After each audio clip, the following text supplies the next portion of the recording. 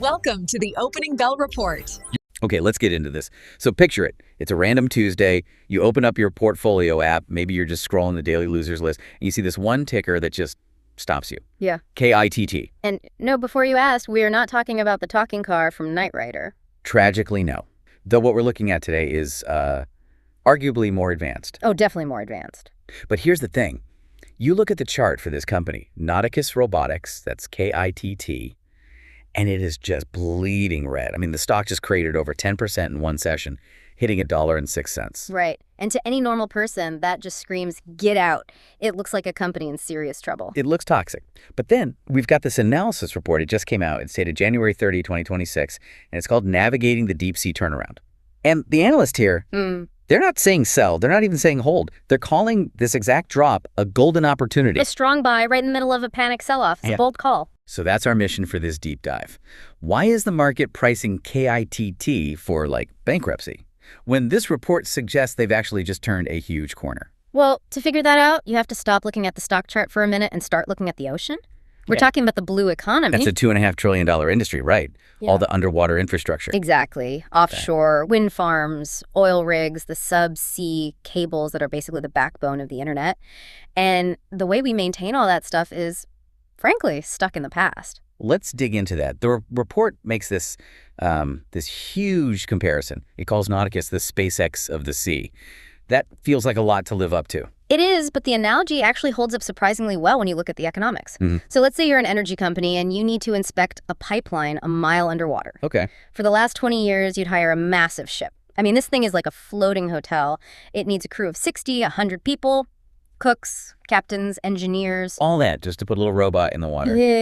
Yep. Because that robot, the ROV, it's tethered. It has this thick umbilical cable running all the way back up to the ship. So it's on a leash? A very heavy, very expensive leash. Yeah. And because of that physical cable, the giant ship on the surface has to stay right on top of it. The robot moves, the ship moves. It's incredibly inefficient. And I'm guessing incredible inefficient also means incredibly expensive. You're looking at over $100,000 a day. The report points to Oceaneering as the big competitor here. Think of them as the Boeing of the industry.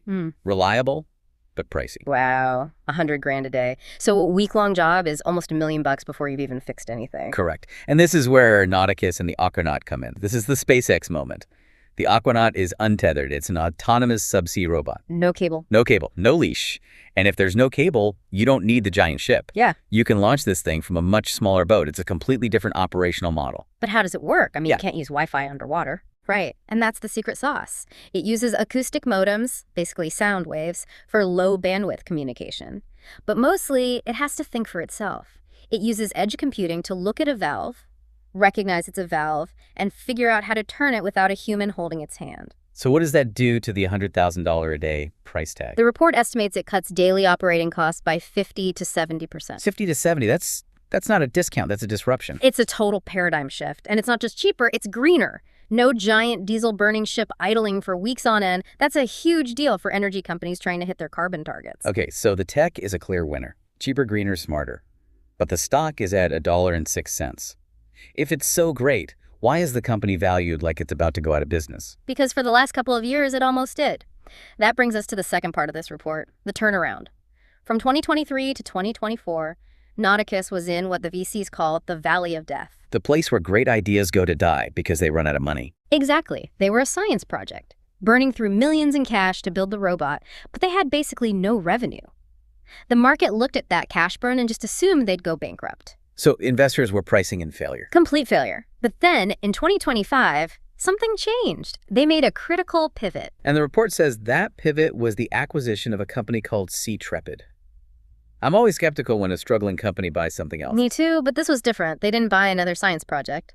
KITT was an established, kind of boring underwater services company. They had boats, they had contracts, they had customers. So Nauticus basically bought a revenue stream. They bought a direct path to market. They went from being a builder of robots to a doer of jobs. And the numbers, I mean, this is where it gets really interesting. Mind on me. In 2024, revenue was about $1.8 million, which for a public company is basically nothing. It's a rounding error. Right. Now look at the guidance for fiscal year 2025. They are guiding for over 16 million. Hold on. From 1.8 million to $16 million. An 800% increase. Okay, that's not growth. That's an explosion. That's an inflection point. It's a totally different company. And at the same time, they've been cutting costs. The report notes their operating expenses are down 60% from the highs in 2023. So making 8 times more money while spending less than half of what they used to? Exactly. And they cleaned up the balance sheet, converting a lot of their debt to equity. Which removes that immediate bankruptcy risk that was choking them. It buys them runway. They survived the valley. So we've got the disruptive tech, we've got the financial turnaround, but the report talks about a third piece, a hidden moat. It's called KITT. Yes. And this, I think, is what the market is completely missing right now. Everyone sees the yellow robots. The real long-term value might be in the software. KITT, I like the name. It's their proprietary software. It's the brain. Think of it as like the Android operating system, but for underwater robots. And they're not just keeping it for their own robots. Yeah. That's the brilliant part. No, they are licensing it out. They can take an older, dumb ROV from a competitor, install KITT, and suddenly make it semi-autonomous. They're retrofitting the entire industry. It's a Trojan horse strategy. It is. And it changes the business model from selling low-margin hardware to selling high-margin software. A SaaS play, software as a service. Which Wall Street loves. If they pull this off, the profit margins could expand dramatically. It becomes a high-growth tech platform, not just an industrial services company. Okay, that makes sense. Yeah. But it still brings us back to the price. $1.06? A market cap under 30 million. It's just tiny. It is. But let's look at the multiples. Yeah. Right now, KITT is trading at about 1.8 times projected sales. And is that cheap? In the world of AI and robotics, it's absurdly cheap. Peers trade at 10, 15, sometimes 20 times sales. So it's trading at like a 90% discount to other companies in its field? Roughly. The analyst's whole point is that investors are driving while looking in the rearview mirror. They see the 2023 cash burn. They don't see the $16 million in revenue that's right in front of them. So they're pricing in the past, not the future. Exactly. But I have to ask, the stock dropped 10% today. The chart is ugly. The report calls this a shakeout. What does that actually mean in plain English? It's a technical term for when fear pushes out the weak hands, the less confident investors, right before a big move up. And the analyst points to a couple of clues in the trading data. The volume, right? Yeah. On the recent rallies, buying volume was really high, but on this 10% drop, the selling volume was much lower. So more people were enthusiastically buying than are now fearfully selling. Precisely. It suggests the big money isn't selling. It's smaller retail investors getting scared out of their positions. And what about this RSI divergence thing? It sounds complicated. It's actually one of the more reliable signals. So the stock price just hit a new low today, 106. But the RSI, which measures momentum, is actually making a higher low. Wait, the price is falling, but the selling momentum is getting weaker. Yes. It's called a bullish divergence. It's like the selling pressure is just running out of steam. It often signals a bottom is very near. And the report says there's a support floor around $1. Between 90 cents and $1, yeah. That seems to be the line in the sand where buyers have historically stepped in. The theory is we're just testing that floor to flush out the last of the sellers. Okay, so let's talk risk. This is a penny stock. It's dangerous. What are the landmines here? Oh, this is absolutely a high-risk play. The biggest risk is the next earnings report in April. That is the moment of truth. The final exam. If they hit that $16 million revenue number, it confirms the whole story. But if they miss, if they come in at, say, $12 million and make excuses, the stock will get annihilated. It will be brutal. They have to deliver. The report also mentions the low float. What does that mean? It means there are very few shares actually available to trade. Only about 3 million. So supply is tight. Very tight.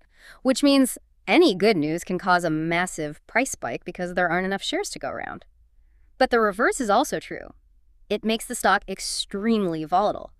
A real roller coaster. And that low float also plays into the short squeeze potential, I assume. It does. There's a decent number of traders betting against the stock.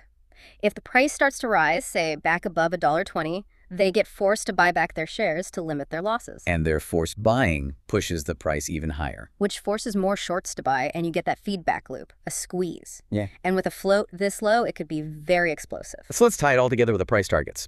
If this analyst is right, where could this thing go? Short term, they're just looking for a bounce back to about $1.35, just to fill the gap from this recent drop. But the long-term target is the big one. In 12 to 18 months, if they hit their numbers and the market starts valuing them at just 4 times sales, which is still a huge discount to their peers, the analyst has a price target of $3.50. $3.50 from $1. It's more than a triple from here. That is the definition of a high-risk, high-reward bet. It is. And that's why the analyst rating changed from sell to speculative buy. It's not a bet the farm situation. It's the odds have now shifted in your favor situation. It's just fascinating. The price drop screams failure, but the underlying data seems to scream turnaround. And that's the opportunity. The market sees a penny stock. The analyst sees the future of maintaining the blue economy. So a final thought for the listener to chew on. I think it comes down to this.